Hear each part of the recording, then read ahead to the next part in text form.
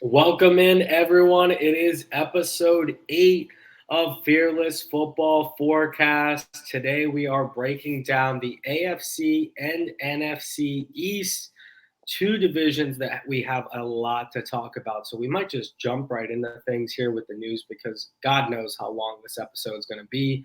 First thing of news is Joe Burrow getting injured. Now, this did happen a couple weeks ago, but now we're actually getting more updates on the timeline. Now he's even expected. I've seen some reports that say he's going to miss the first 4 weeks. Yeah, and I mean that would be pretty wild. I think that obviously the Bengals should be cautious with it. It's not something to where you want to rush him back by week 1 and then he like completely tears his calf or whatever, and then he's out for a significant amount of time, bigger surgery, all that kind of stuff. So I think the Bengals are a good enough team to where kind of bide their time. Actually, I don't know.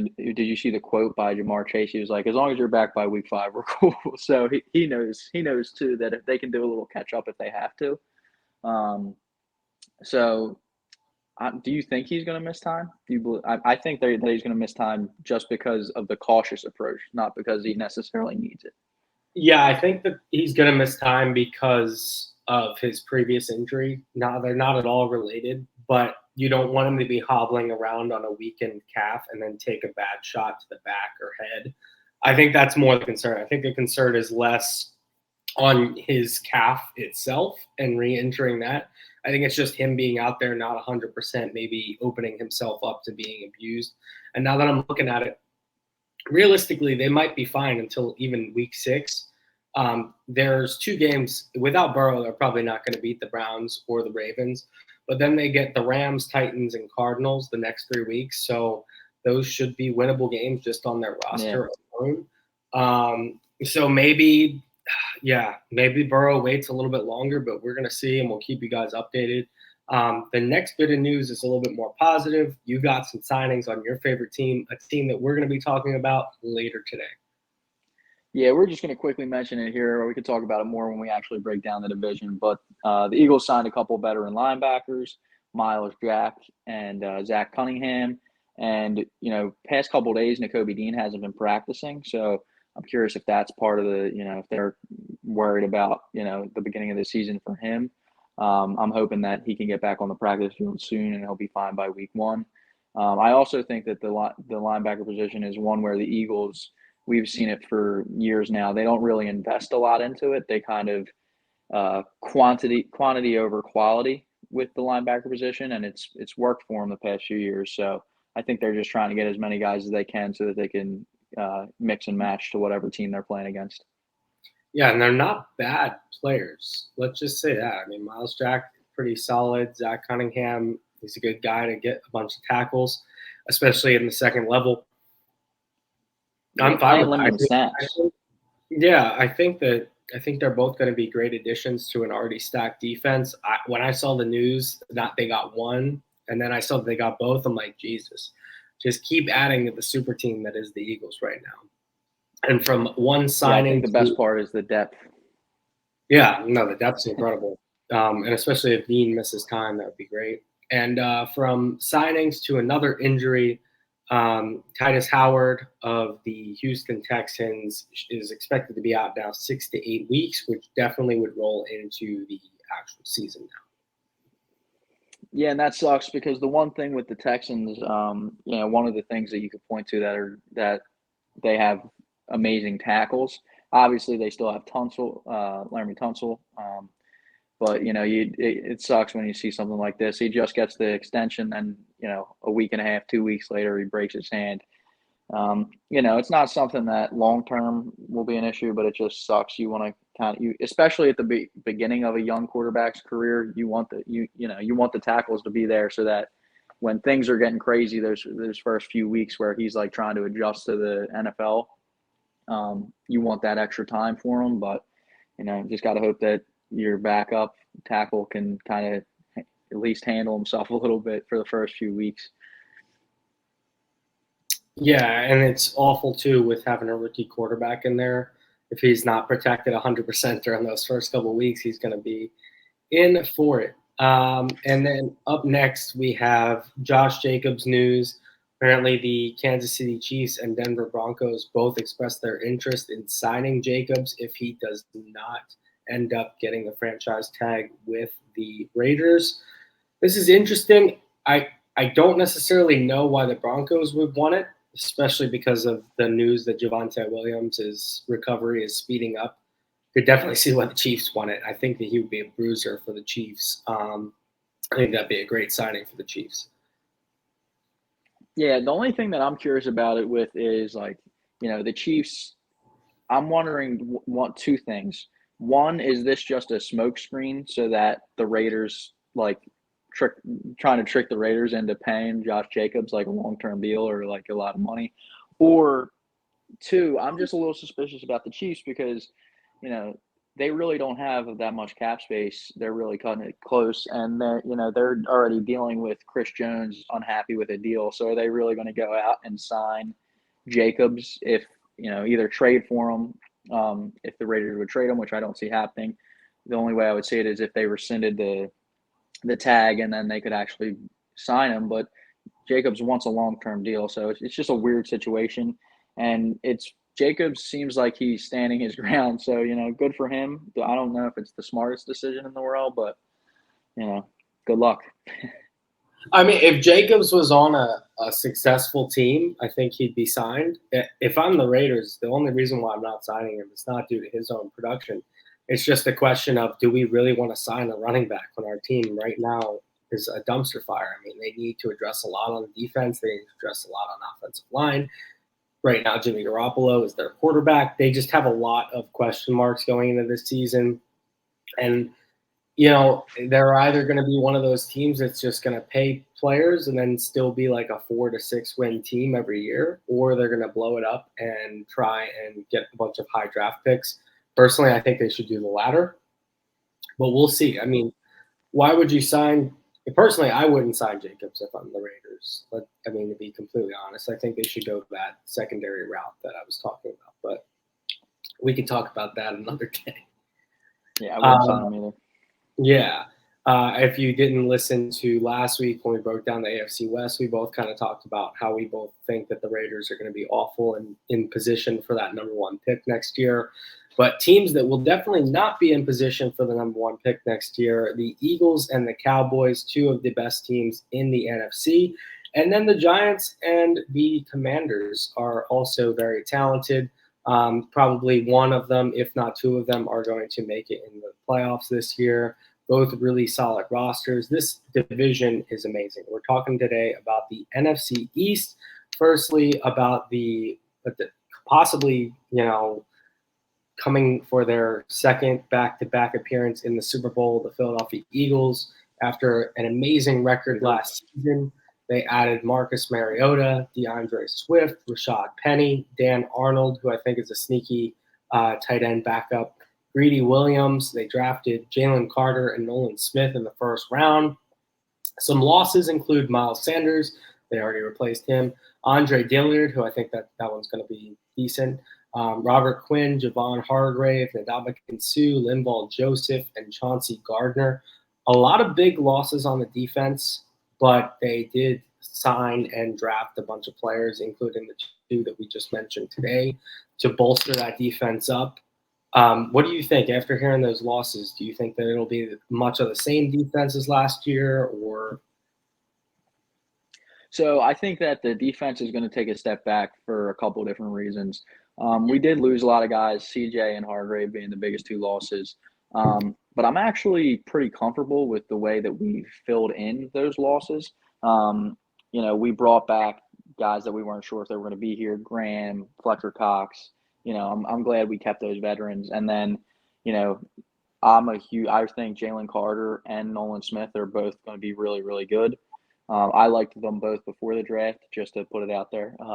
So I was ecstatic when we made those selections. And then we also got the safety from Illinois, Sidney Brown, who apparently is a very versatile safety. He's good, both in the run and in coverage. So I think by the end of the year, I don't think he's going to have a season like Gardner Johnson had last year, but I think that he's going to be a quality NFL safety. So I think the defense is going to be fine. My main concern with the defense is they're just bound to take a step back because they just played a very easy schedule last year. I think that's part of the reason that the defense was so good. I think we really did have a great defense, but it wasn't as great as it seemed just because of the level of competition. This year, our schedule is really, really hard. Both of the Eagles and Cowboys schedules are both very hard. Playing a ton of the top level quarterbacks in the league. So I just think it's more of a competition thing to me than our actual roster. I'm actually pretty comfortable with the players on our defense. Yeah, I just realized today too, because I was watching the NFL top 100 players. They were showing highlights from the playoff game against the Giants, and I didn't realize you guys played the Giants. So you had the bye, then got to play the Giants after they got a great emotional win against the Vikings, and then played the 49ers without Brock Purdy to make it to the Super Bowl after an easy schedule and an easy season. So I woke up today talking about this the Eagles team and thinking that they were going to be such dominant monsters. And don't get me wrong, they still have a hell of a roster, but I didn't realize how easy their path was to getting there last season. I do think specifically as a player, though, Devonta Smith is going to take insane strides this year, which should bolster that offense. And like you mentioned, they're going to be going against a lot of the best quarterbacks in the league. So it's going to be a lot more shootouts. So from a fantasy perspective and just from an overall player's perspective, I think that Devonta Smith could become like a lower end wide receiver 1, high end wide receiver 2 this year, kind of like a T. Higgins type scenario, just because of the pure volume. And he's a hell of a route runner. I think Jalen Carter was a great addition last year. And, Jordan Davis is an absolute freak, and him coming into his sophomore season should really be the true leader of the defense now. It's going to be a tough road for them to do exactly what they did last season, but I definitely expect to see the Eagles in the playoffs. Jalen Hurts, there's no way he has the amount of rushing touchdowns as he did last year, but I don't think it'll matter because they have DeAndre Swift and Rashad Penny and still Boston Scott to pound the rock in. It's just statistically improbable for Hurts to, rush for it every single time that they're on the 1 yard line, unless Sirianni just does that again, because it was working. It seemed impossible to stop last season. So we'll see. But like I said, definitely the Eagles are going to make the playoffs, make a solid run, possibly be back in the Super Bowl. One of the most talented teams. And I think the offense is going to be better than last year. Yeah, I agree. I think the offense, especially from a statistical standpoint. Yeah. Because they're going to be in so many. Because when you look at it, like a guy you mentioned, Devonta Smith, who he got the record for most catches by a receiver in Philadelphia Eagles history last year. But if you look at his splits, he would snap in the first half and then do nothing in the second half. And that was more indicative of our entire passing offense. So we would come out strong. Hurts would light it up. We'd put up 21 in the first half, and then we'd get extremely conservative. So I think this year we're going to be forced to – I still think we're going to have a great run game, but we're going to be forced to actually be in situations where we have to throw the ball in the second half. So I think that Jalen Hurts is going to he was great last year throwing, but statistically, I think he's going to take another step with his passing statistics. He only had, I think, 22 passing touchdowns last year. I think that's going to go up significantly. I think our offense is going to be outstanding. Yeah, it should get to 30, and then bringing in a guy like Swift, who's super dynamic out of the backfield. Just having him there for screens, which wasn't necessarily a big part of the game last year for the Eagles, since they were just switching who was going to pound the rock, and having Rashad Penny be there for the end zone work. So, like we said, the Eagles will be in the playoffs. Don't worry. Another team with a lot of talent, my favorite team, the Dallas Cowboys, didn't do much in free agency. We added Ronald Jones, Brandon Cooks, and Stephon Gilmore. However, I think that the last two are actually really monumental signings. We drafted Mozzie Smith, Demarion Overshone, and Luke Schoonmaker with our first 3 picks. Had some pretty big losses, though, losing Ezekiel Elliott, Dalton Schultz, who's now on the Texans, Connor McGovern, who's on the Bills, Jason Peters due to retirement, and Anthony Barr. Barr, not really that significant, but personally, as a Cowboys fan, I'm really excited for this season. As always, we always are, and then get our hopes crushed. But in reality, the Cowboys were a fantastic team last year defensively, and clearly they're going to go for it all this year because bringing in Brandon Cooks allows so much for Dak. Getting rid of Kellen Moore, apparently the entire offense is going to run through Prescott, which I think if Dak plays the game how he would like to play the game, even if it's a little bit more conservative and a little bit more reliant on play action game, I think that that's just going to create better opportunities for him to not turn over the ball. Having Michael Gallup as a number 3 is great. Apparently, the rookie kick returner is showing a lot of improvements this year. I do think it's going to be really hard if it's going to be a really rough season if our O-line can't stay healthy, especially losing Dalton Schultz, who was solid as a pass blocker. I don't know how good Schoonmaker or Jake Ferguson are in those areas. I know Schoonmaker is mostly like a speed tight end, so I don't know how good he is. I know he's a solid run blocker, but I don't know about pass blocking. But I think that the Cowboys really are a team that if everyone's healthy, they could be the number 1 seed in the NFC. But if something goes wrong, they're still going to win about 9 games, but they're not going to get over that hump.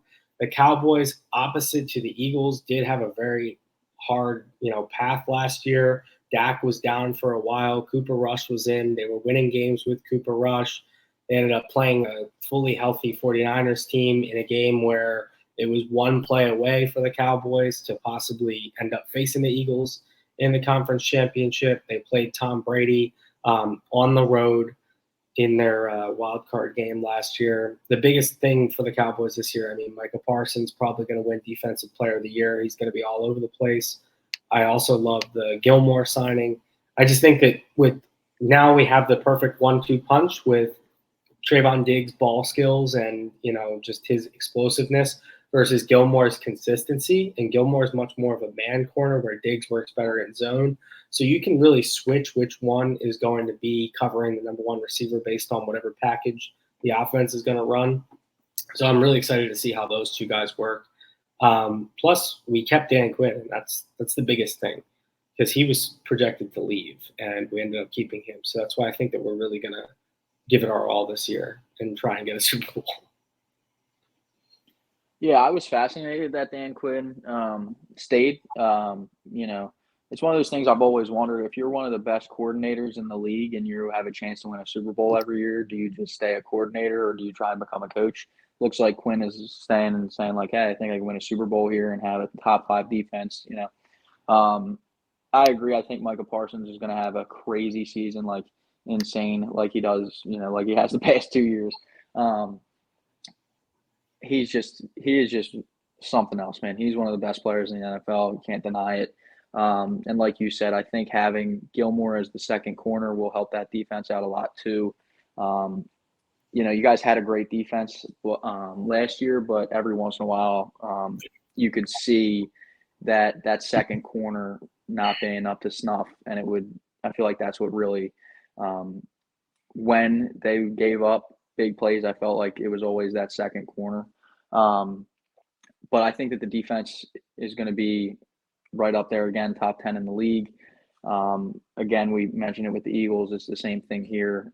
Really hard schedule. So maybe statistically it gets a little bit worse. But I think actually roster-wise, with adding Gilmore, the actual defensive roster is better. And like you said, adding Brandon Cooks, I think that, we're both huge Amari Cooper fans. And when the Cowboys got rid of Amari Cooper, we both kind of like looked at each other and were like, what are they doing? So I think they're kind of trying to rectify that mistake by bringing in Brandon Cooks. I think Cooks is one of those receivers that, while he's not a true number 1, he really does change the dynamic of an offense. He's great at every level of the field. You could do sweeps with him if you wanted to. and he's going to stretch the field for you, which is going to open up the field for Lamb and Gallup to eat in the middle. And like you said, Dak should be better this year. He just had one of those unlucky years, I think. Obviously, some were on him, but I feel like a lot of his interceptions would hit a guy in the chest or in the hands, and he would just pop it up for the safety to grab. So I think that the offense is going to be good. Do you think that they're going to end up re-signing Zeke? I know that Jerry mentioned something about that, but I don't see it. I think they should, but I don't see them actually doing it. So you kind of read my mind. I was about to say that my biggest concern as a fan, because previously it was the secondary, but now that we got Gilmore, I think that we have that locked down. Plus, we just re-signed Malik Hooker as well, so we're kind of ensuring that core of 3 stays in the back. But I was going to say that my biggest concern is the running back position. Tony Pollard only played 2 games last season when he was the starter the whole game, and he was saying on the sidelines how exhausted he was. So I'm a little nervous about that. Ronald Jones having some character issues right now. He might be suspended and might not even play for the first 4 weeks of the season. And talent issues. Ronald Jones sucks. Ronald Jones. I was actually kind of excited for Ronald Jones, but maybe from an emotional attachment standpoint, I wouldn't sign Zeke. I've been advocating for this. I would like them to sign Dalvin Cook. I think if they can sign Dalvin Cook, then that position is basically covered. Pollard can work in the same exact role they did last year. Dalvin Cook showed much more explosiveness than Zeke, and he would probably be wanting the same amount of money. So I would just say if I'm a Cowboys GM right now, I'm trying to sign Dalvin Cook. But it appears that they're really confident in Dak. We'll see. We'll see what happens. I know Carter is also pretty solid, the 3rd string running back from Florida. He hasn't really gotten to play much, but he was a good player in person. But moving on to the Giants, quick rundown of their offseason. They added Paris Campbell, Jamison Crowder, Darren Waller, Ashawn Robinson, Raheem Nunez-Roches, drafted Deontay Banks and Jalen Hyatt. Their key losses were Kenny Golladay and Jalen Smith. Clearly the Giants, and they re-signed Saquon Barkley, but clearly the Giants offseason was structured around providing Daniel Jones with some better options, but there wasn't a big market for wide receivers this year. So they weren't able to get anyone that great, but they did go out and get a tight end that I know that you're really excited about in Darren Waller. This team seems to me like they're just a not as talented team, but they're well coached. They play with grit, and they do have some young players like Thibodeau who need to step it up this season. And I think it's going to be on the players that have been drafted in the last 3 years to really show if this Giants team is going to make strides forward, or they were just a wild card team last year as a result to just the NFC being bad in general. Yeah, I think the defense is going to take a step back. I feel like they were one of those defenses that were really opportunistic. A team would be driving and downfield, and then they would get a really perfectly timed sack or a perfect pick. And there's skill to that for sure, but I think that's one of those things that you can't rely on with your defense. I obviously, like you said, Thibodeau, Lawrence, they have pieces that are really good. The biggest thing I'm excited to see on defense for them is if this corner can come in and actually be impactful right away. If he can, then maybe I'm wrong. Maybe the defense will be more consistent. The offense I'm excited to see as well because they have a good enough O-line. And they have obviously Saquon Barkley, one of the more exciting running backs in the entire league. But like you said, I think Darren Waller is going to have a huge year this year. I think he's going to be really good, especially fantasy-wise, and he's going to be really good. Giants fans are going to have fun watching the big plays of Saquon and Darren Waller. I think it'll be fun for Giants fans in that sense. They'll get to really cling on to players. But I tend to believe that they're going to take a step back record-wise. I think that Dable is a really, really good coach. You saw it last year. I just don't think that they have the horses to compete, even though the division or the NFC isn't as strong as the AFC, the powerhouse AFC. I think that there are enough teams in the NFC that are going to be competitive to where they don't make the playoffs this year. Yeah, I think a lot of that comes down to Daniel Jones as well. Last season was the first season where he didn't turn the ball over every single snap. Daniel Jones played much better than he should have last season.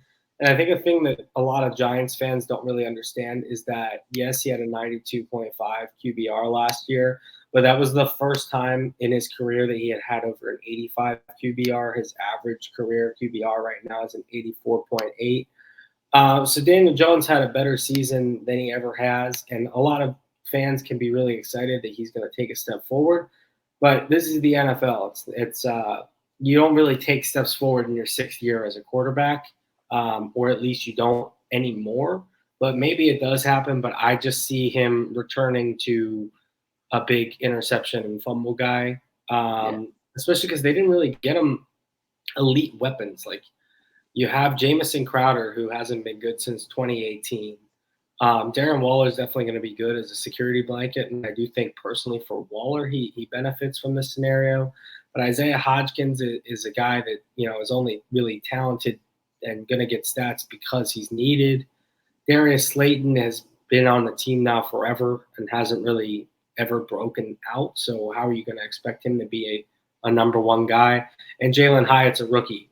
So I just don't see this offense moving through anything other than Saquon Barkley. And like you said, the defense just got a lot of opportunities last season that I don't think it'll get this year. They didn't really add much to it. But a defense that I do think is going to get better. And a big part of that, just because they're actually going to be healthy for once, is the Washington Commanders. They didn't do much in free agency overall. They brought in Jacoby Brissett, Andrew Wiley, and Trent Scott. They drafted Emmanuel Forbes with their first pick, and their key losses were Taylor Heineke, who was used as a starter for a lot of last season, J.D. McKissick, and Trey Turner. This team has one of the best front sevens in football, and no one other than people that pay attention to, the draft and to free agency actually know about it. And the main reason people don't realize how good their defense is because they've never been healthy. But I don't know if you remember 2 seasons ago, the COVID season, they actually all were playing together, and the Redskins were almost a playoff team at the time. This team could be a force. They brought in Eric Bieniemy, the former offensive coordinator of the Kansas City Chiefs, to now be their new head coach. This is going to be a team that is going to be very dependent on if Sam Howell can take that next step. But I don't think they're going to need to worry about it that much in order to come in third place or, win like 6 or 7 games in this division, because they just have such a good defense. Chase Young is one of the most talented players in the entire NFL who hasn't really gotten a chance to shine. Same goes for the rest of their D-line. Yeah, I'm really excited about the Commanders this year. Like you said, the first thing you have to talk about when it comes to this team is that defensive line. It is fantastic. And whenever you have a great defensive line, you could potentially have, not just a great defense, but a great season. Now, the reason they might not have a great season is Sam Howell. Is he the guy? I actually think that Sam Howell is going to be good this year, personally. I think that he is going to start the entire season. A lot of people are saying they think Brissett comes in there. But I think Howell's going to actually look pretty good. He has solid weapons. McLaurin and Dotson are both, solid 1-2 receivers, a duo. And they have Brian Robinson to kind of ground and pound you. Antonio Gibson, who's more shifty, can be used in the receiving game.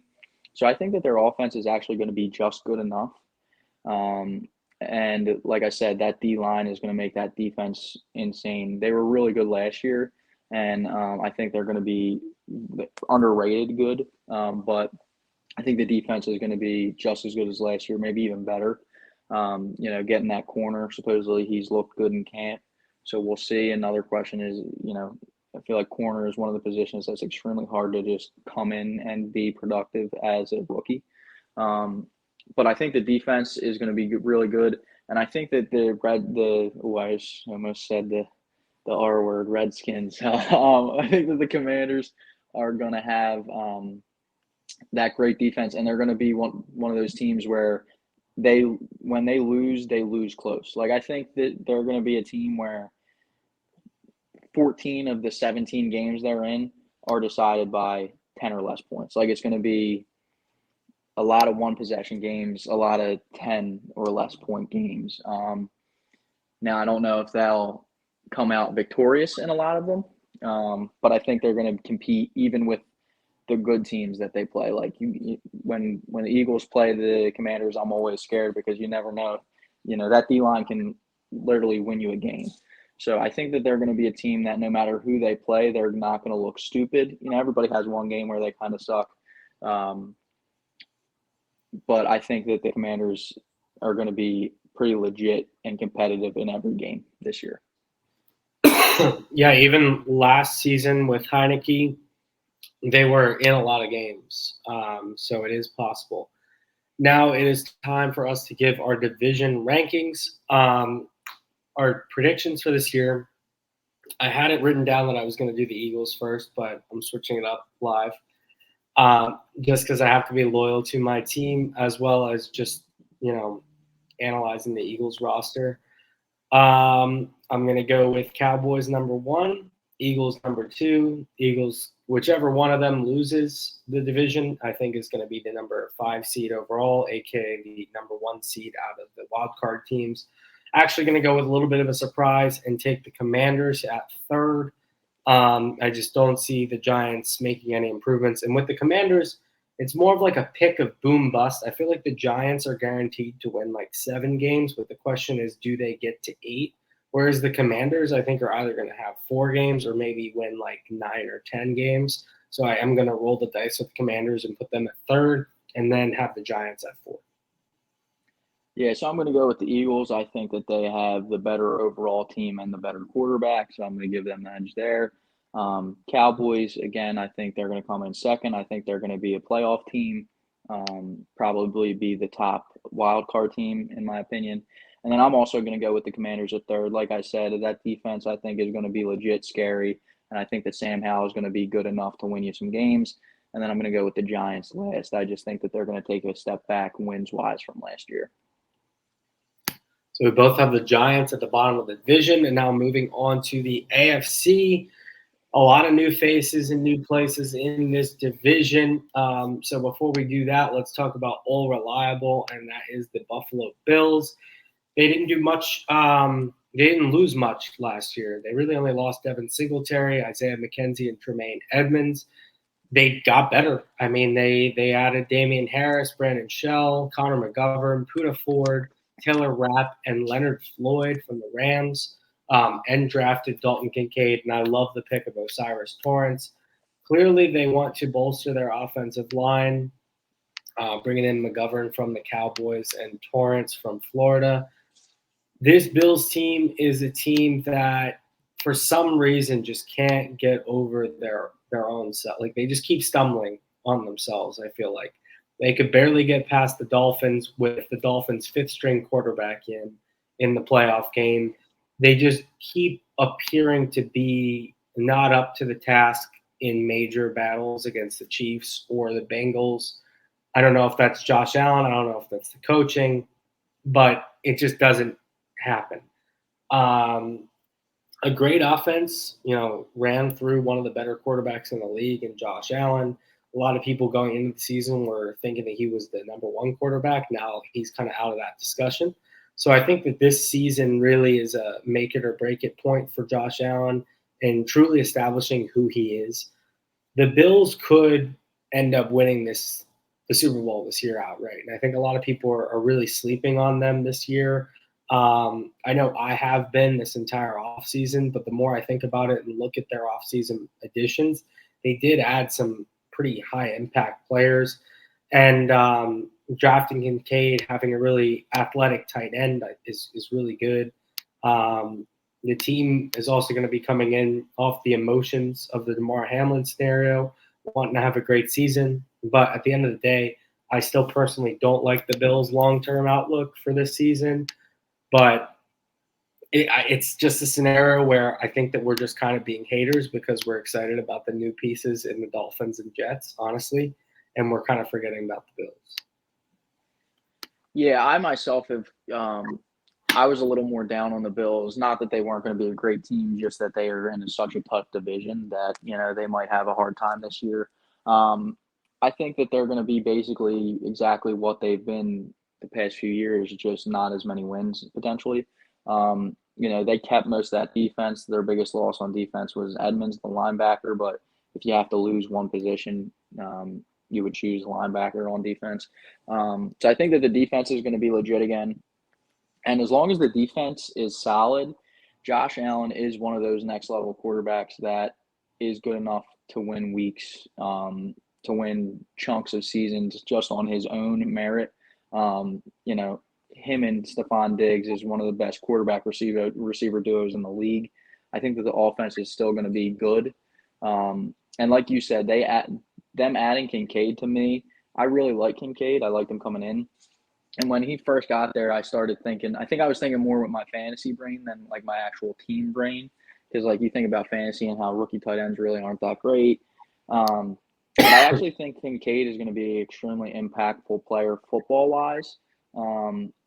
They've already said that they're going to have him out at receiver a lot. I think that he's actually going to end up being the number 2 option, which to me, I think is going to be a big deal for them because Gabe Davis is good, but he's good at Gabe Davis things. He's a very specific player. I think it'll be nice to have Diggs as your number 1, all reliable, Kincaid underneath in the middle, eating up as that secondary target. And then Gabe Davis really can focus mainly on stretching the field and, deeper quadrants of the field. I think that the Bills are going to be, everyone knows this. The Bills are going to be extremely competitive, one of the better teams in the NFL. This division is so stacked, and that's really the main issue as we continue talking. Yeah, his vision's just so damn good. I agree with your point about Kincaid. And we'll just see what this defense does and what this team does overall. Next up, the Miami Dolphins, a team that both of us are very excited for. It all comes down to the health of that man right there. And if the team doctors have taken care of his brain properly in this offseason. Tua Tagovailoa. It's so sad to see the number 1 offseason addition that they had was Jalen Ramsey, who got injured. We were both really excited for him. If you listen to any of our other videos, we were talking about just how his tackling, not even just his coverage, but just his tackling in the secondary would end up really helping this team. But they did bring in Robbie Anderson, another speedy guy, and Malik Reed. Their key losses were Kyle Van Noy, Kamu Grugier-Hill, and Shaq Lawson. They're pretty much going to be the same team that they were last season, especially now that Ramsey's gone. And Ramsey can still make it back in time for the playoffs. So as long as they are a solid team or at least a wild card team by that point, then they should still be fine as far as Ramsey goes. At the end of the day, they're a team that is insane and very hard to stop on offense. Definitely the most dynamic. I wouldn't say that they were the best. I would still say Higgins and Chase are the best, but the most dynamic and impossible to stop wide receiver duo in the league is Tyreek Hill and Jalen Waddle. If they can bring in a dynamic running back, that would be incredible for their team. I was actually just hanging out 2 weeks ago with one of their offensive linemen in Miami, and not going to drop names, but he did say that the run game and the rookie isn't looking that great in Devin Achane, because that was the first thing that I asked him. I wanted to see how he was doing, and I asked him if he wanted them to sign Dalvin Cook, and he said yes. So that's not looking good for the run game. The defense, though, is incredible. They brought in Bradley Chubb in the middle of last season, and the signing kind of went under the radar because it was at the same time that they traded for Chubb that Tua got hurt. So it was kind of when the momentum of their team stopped. So this season, this defense should be phenomenal. Last year, they had the lowest percentage of sacks based on the number of looks that they had at rushing the quarterback. This year, if they can even bump that up to 50%, they're going to be a fierce defense. I love this team. I really do. I think they're very complete at all levels. Solid front seven, great secondary, of course, amazing weapons, decent offensive line. Tua is a great quarterback as much as people don't want to say it. He is when he's actually out there. The run game's a little weak. That's probably the only thing that I would say is a weakness of this team. The coaching's great. Let's not forget that was still his first year last year as the head coach. Now he's coming in a sophomore year. Miami Dolphins, I think they're a lock as a wild card team, possibly the winner of this division. Yeah, so you really went over basically everything with this team. I know you're very passionate about them. Yeah, it sucks that they lost Ramsey. That really is, in my opinion, a huge blow. Obviously, that's stating the obvious. But the defense, like you said, I think the pass rush is going to be better. Bradley Chubb, full year, full offseason to get the system understood, things like that. Really, the main thing is, does Tua stay healthy? If Tua stays healthy, the offense, Tua and then Tyreek and Waddle, because they're like those. They're so fast. They're too fast for their muscles. Every few weeks, one of them has like a strained hammy. They still play through it and all that, but with those three on offense, I mean, really the sky is the limit for this team. I think that the offense is going to be fantastic. I think that the defense is going to be improved, and I think that they're going to be a very, very competitive team. They have as high of a ceiling as anybody in the NFL. I'm just a little worried about their floor, but I do think that they're going to be an extremely fun team to watch, especially if all their main pieces can stay healthy. They are one of the more exciting teams for sure when you look at them on paper, what they can do. Like that Baltimore Dolphins game last year was one of the most exciting games of the season. And I think that there could definitely be we did a video about the games we're looking most forward to. The week 1 Chargers Dolphins game, I didn't put it on my list, but I really wanted to. I think it's going to be fantastic. That will be great. Yeah, I'm just so excited. I think that this team is going to be, at the very least, extremely exciting to watch. Yeah, they're one of the most exciting teams. A cool city, a cool vibe to them. And then the flip side, we're going to head back up north. We got the New York Jets. Of course, they added Aaron Rodgers, but also added some of his cronies. They brought in Alan Lazard and Randall Cobb. A big signing that I think is going to help them a lot too is Mecole Hardman, just in the kick return and punt return game. They really got rid of some guys that have been the core of their offense for the last couple of years, and I think it's more of just a showing that they're moving forward. They got rid of Braxton Berrios and Elijah Moore. Also on the defensive side of the ball, lost Sheldon Rankins, Quan Alexander, and LaMarcus Joyner, and Greg the Leg is gone as well. He was horrible last season for the Jets. So Aaron Rodgers, 2-time MVP in the last 3 seasons. Last season was the first in the last 3 years that he didn't win the MVP. He's coming in to make an impact.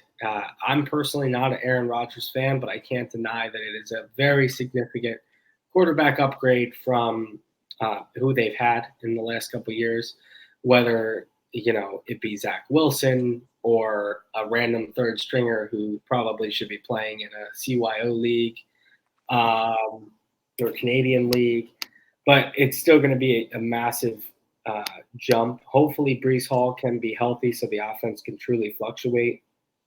This team's a team that if they click right on offense, they could be one of the best teams in the league because their defense is just ridiculous.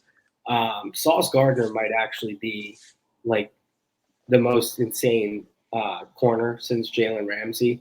I mean, as far as just a guy who can completely shut down an offense, he's so good. I mean, for a corner to be considered for Defensive Player of the Year is crazy, especially him doing that in his rookie season. The sky is the limit for him, and the sky's the limit for this team as well.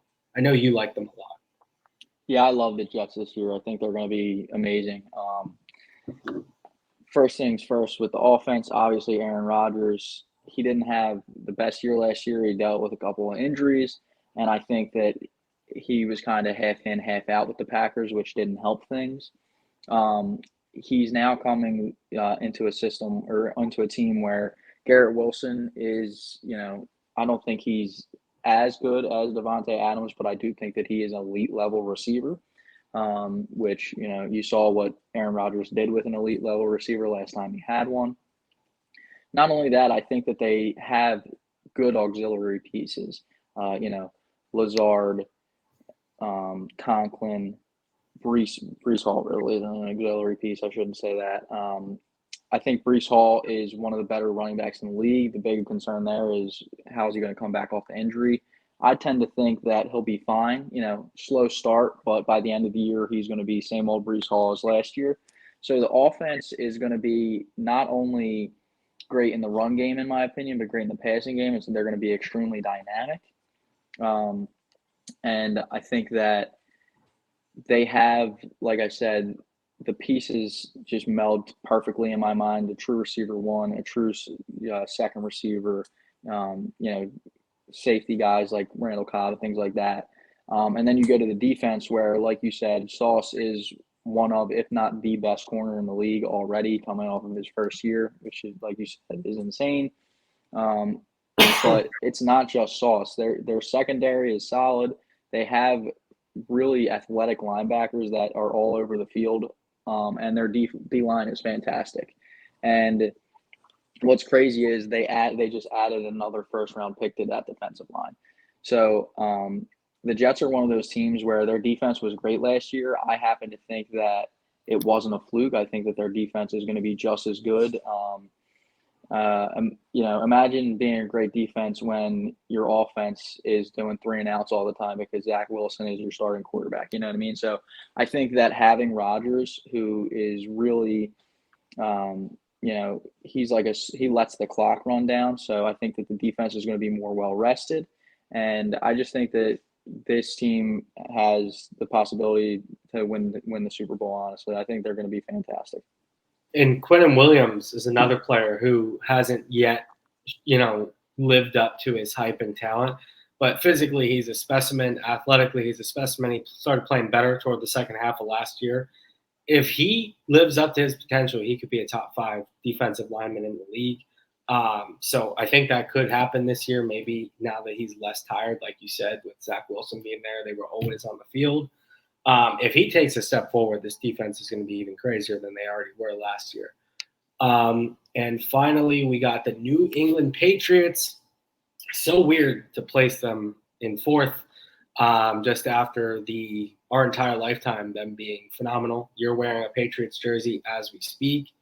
The Pats are a really interesting team this year. What I find crazy is that Mac Jones is still on the team and still projected to be a starter.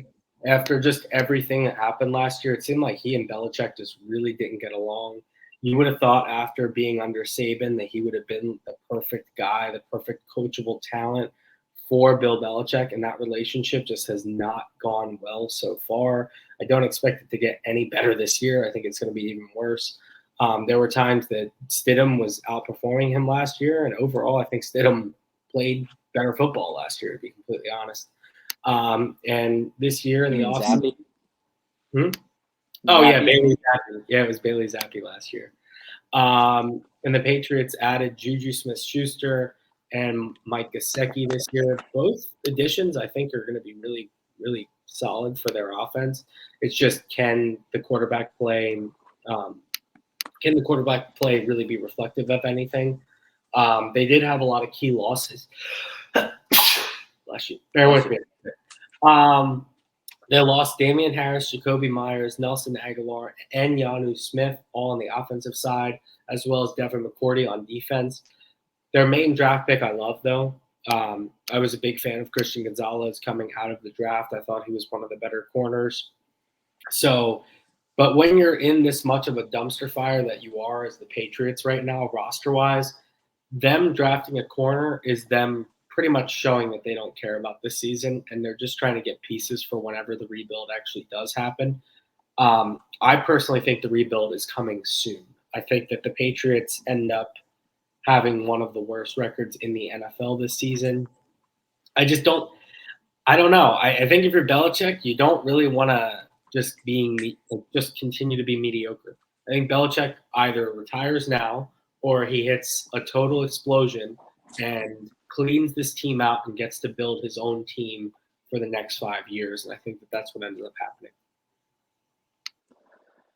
Yeah, so I think that with Belichick, this defense is going to be the same as it always been, extremely tough to play against. Adding Christian Gonzalez and Keon White to that defense, I think, is just going to make them, that much more of an edge. I was a big fan of Christian Gonzalez as well. I mean, he's got all the physical tools. So that's going to be exciting to see with the type of coaching that he'll receive from Belichick and this staff, if he can live up to that potential, because if he does, he really could be a stud corner. And, Matthew Judon last year was dominant. I think that he's still going to be, he had a great season last year, so maybe not as good, but I think he will be just as impactful, pressures-wise and things like that. The main thing with this team, and you said it, is the offense. I think that they're going to be a team that just grinds the clock. I think Bill Belichick knows what he has in Mac Jones. He's good enough, not great. But I think that's like Juju is just a chain moving type guy. Oh, here's a 8-yard slant. Here's a 5-yard curl. You know what I mean? Like he's not much of a deep threat anymore, like he was when he was in his younger years. Because he wasn't the one back then was really the only reason of that. But I think he's just giving Mac Jones a consistent guy that can say, hey, he's going to run his route right. Just hit him. You know what I mean? I think it's just going to be mainly ground and pound. 2 tight end sets, Hunter Henry and Gesicki just dink and dunk their way down the field. Ramondre, Pierre Strong, they have like 5 running backs that they're going to have on the roster. And they're just going to run, play action. You know what I mean? Like, they're definitely not going to be a fun team to watch. It'll be fun to watch their defense because it's always fun watching their defense, how good they are.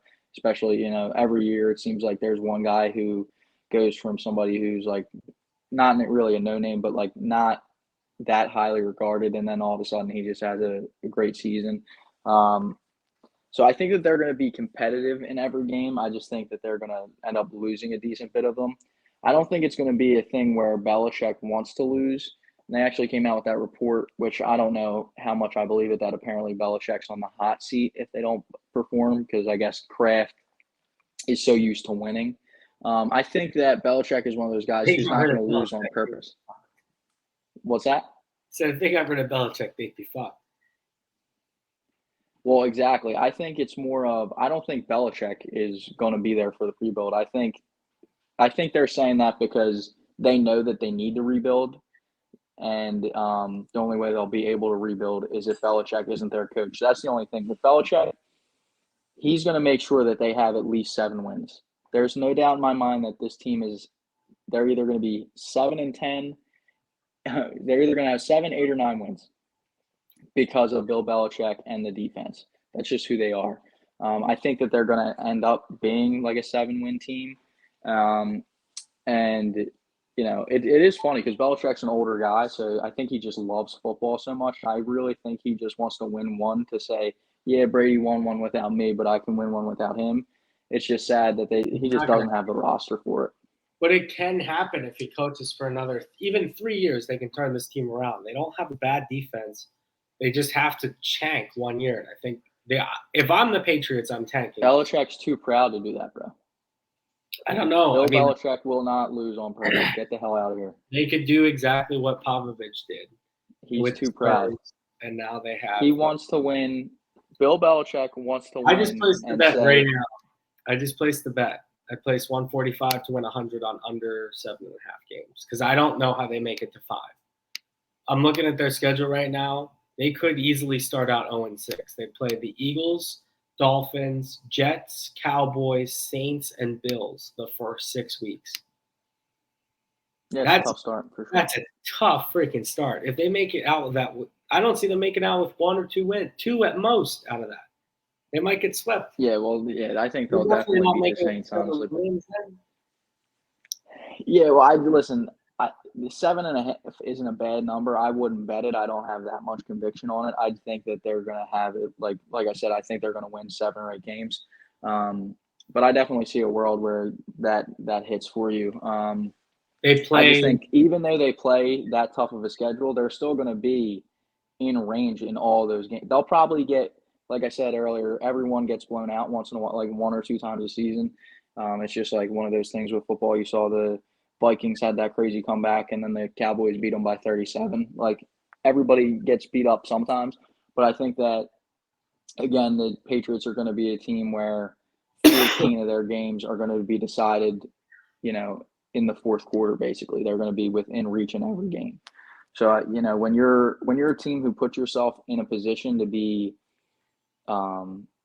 competing to the end of a game, there's always a chance that you'll find a way to win that game. You know what I mean? Like even some of their losses last year were just like weird losses. Like Belichick knows how to win football games, and even though he doesn't have as much talent as the other teams around him in this division and in the AFC as a whole, I think that he's still going to find a way to be competitive week in, week out.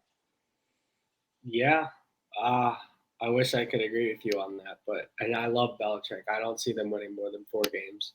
They also play the Chargers, Steelers, Chiefs, Broncos, Bills, and Jets as their last 6 games too.